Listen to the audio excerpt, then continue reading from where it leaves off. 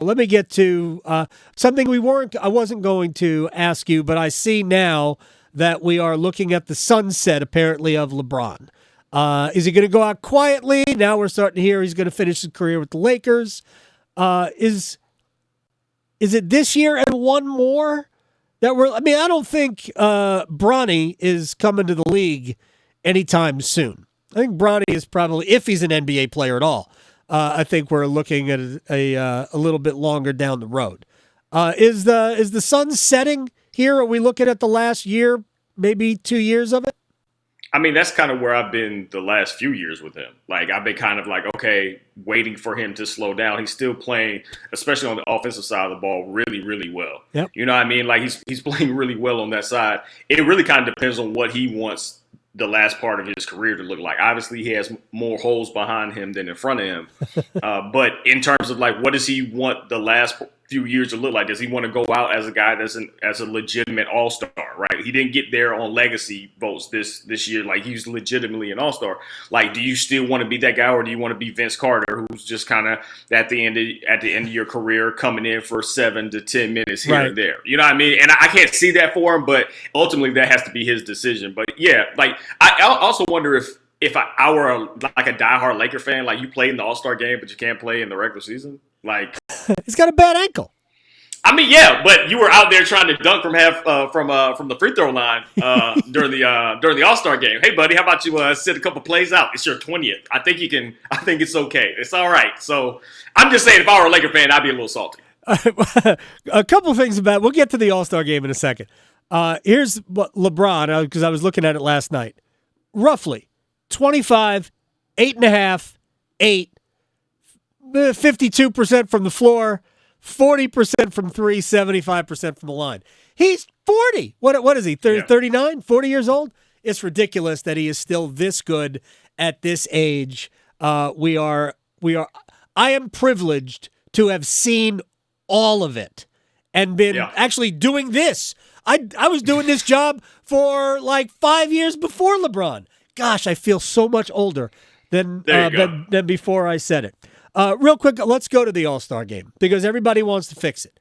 I think we have to come to the agreement that it's not fixable in today's society. In today's, the way we consume, the way the players compete. I mean, for the most part, these guys are friends. Like, the reason why LeBron is in his 20th All-Star game is that it gives him a chance to hang out with his guys. Like some of the young guys that he wants to mentor and still have a connection to. That's their way to do it during the season because they don't have that opportunity to do it. So it doesn't bother me that he played in it. You know, maybe the dunking from the free throw line might be something else. But it doesn't bother me that he played in it and that he's load managing in another game.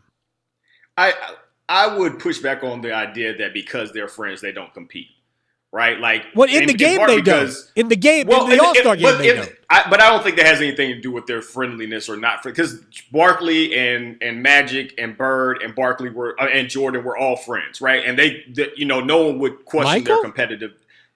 Yes. They hung out outside of basketball, outside of the basketball sphere. Okay. They would hang out and go play golf and do whatever. I mean, somehow Barkley's been playing golf for this long and it's still terrible, but that's what's up. But like they've been doing that for a really long time, and so I push back on that about them being friendly. I think they just don't really want to compete that hard because they're on vacation. Right? Like they're legitimately on vacation. Like they're going to these places, they're hanging out. It's Sunday, right? So you've been there since Friday. Right? You've been there since Friday. And now it's Sunday evening, and now you want me to perform? Come on, fam. Like, stop.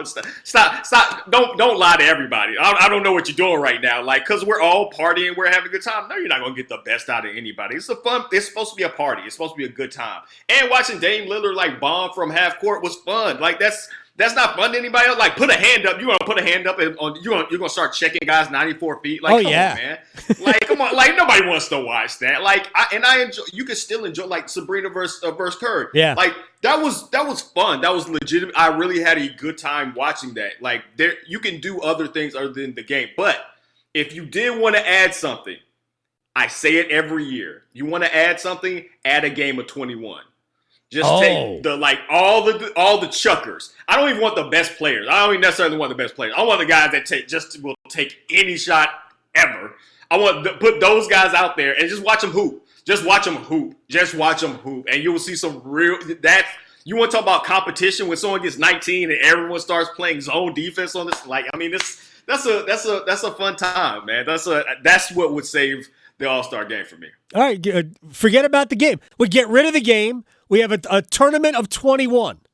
Yep, I like it. All right. You said fam. Obviously, it's about a different thing. But speaking of JJ Redick versus the Rivers, first Doc, and then Austin jumps in defending. I don't know what kind of relationship he's got with Dad. Dad has traded him. That happened before. Dad traded Austin at one point. But JJ Redick was not thrilled that Doc Rivers was, maybe deflecting some responsibility for the fact that the Bucks have struggled. Look, I don't understand why they got rid of their coach when they were 30-13. There was a reason that Doc was coaching in the All-Star game because they were really good. Milwaukee was really good. Don't understand the notion of firing a coach who's nearly 20 games over 500 at the midpoint. But they did, and Doc Rivers, who was consulting them, is the head coach, and JJ apparently had enough. And he just said he's never accountable. What do you make of this delicious back and forth? So I guess blue blood really isn't thicker than water. No. I see. All right. Okay. I mean, they're not all gonna be gems. Okay, AG. Nobody misses Austin. The only time that Duke fans like Austin Rivers is when they show the highlight of the shot over Tyler Zeller. That's it. Other than that, nobody misses him. Look, I thought JJ had some legitimate points about, and these are things that have people have talked about on NBA Twitter for a long time when it comes to Doc Rivers. Him being up 3-1, him being up 3-2, and consistently losing these series that they should be able to have control over. There are some conversations about guys getting hurt.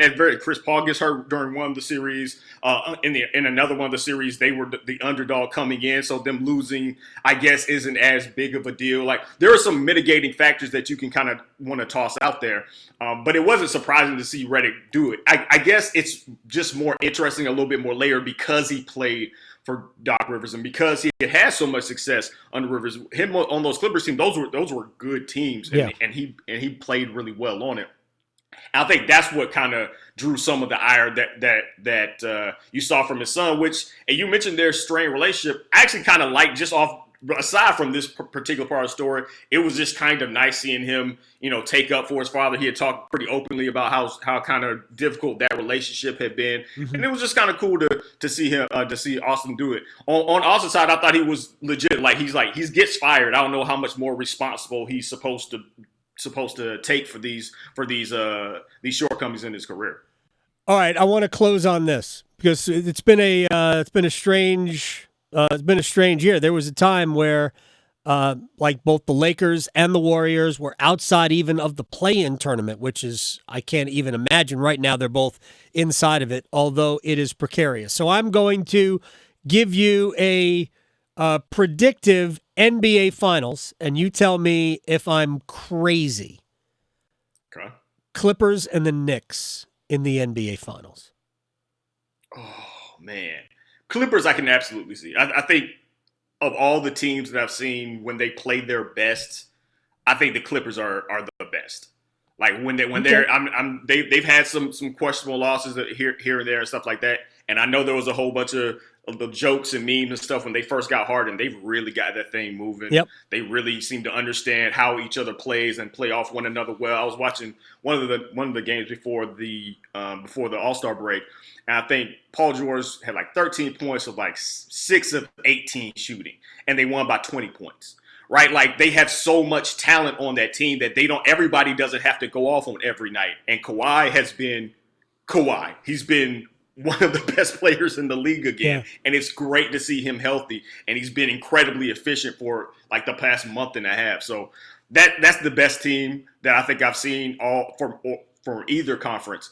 I just don't see it with the Knicks, and I think I'm just doing a recency bias thing.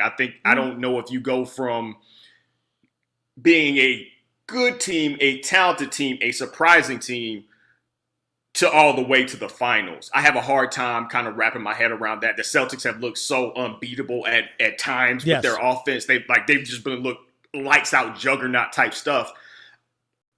It's not that the Knicks aren't good and they haven't been healthy for a while. That's going to be a big issue. They have to get healthy at some point.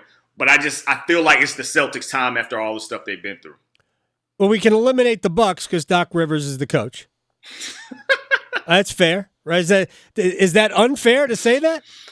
I think the thing that he did that got him the chip that has ultimately gotten him all of this cachet with Boston was he was able to manage personalities and manage veterans. That Milwaukee team is full of veterans. I think 8 guys they're also 30 or awful over. Defensively. They are awful defensively. They're going to have to clean that up at some point. How? But does Dame Lillard? Dame Lillard doesn't want to check anybody. No, but I think maybe there's some stuff you can do. Like you look at Miami, they can come on this kind of weird matchup zone sort of thing, and so like they can maybe start switching things and make it maybe a little bit easier for Dame, who can kind of die on screens anyway. Like go ahead and switch, buddy. Like maybe you can figure some stuff out that you can hide him as your point of attack defender. They just have so much. They just have, because they have guys that have won at this sort of level. Giannis has a title. I look at them in a different light than I look at the Knicks, right? Because nobody on that team has really won anything of substance. So it is harder for me to just wrap my head around a whole bunch of championship virgins coming out and getting the dub. I should have said Villanova because that's basically the Knicks. It's like the two teams that won the title at Villanova. Their whole roster pretty much is playing in New York. That OG pickup was nice for them though. Like that